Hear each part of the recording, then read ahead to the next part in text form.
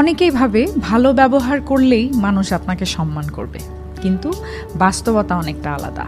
জীবনের কঠিন সত্য হলো মানুষ আপনার ব্যবহার নয়, আপনার ব্যক্তিত্ব আর নিয়ন্ত্রণ ক্ষমতা দেখে আপনাকে শ্রদ্ধা করে। 3টি ডার্ক সাইকোলজি টেকনিক জানাচ্ছি, যা একটু চাতুর্যপূর্ণ কিন্তু খুব কার্যকর।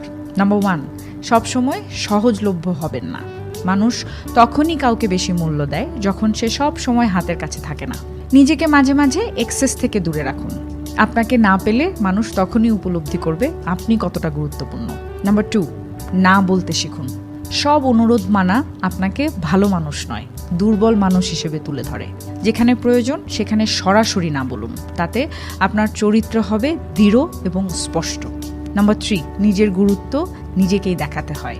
আপনি যদি নিজেকে ছোট ভাবেন, সবাই তেমনি ভাববে।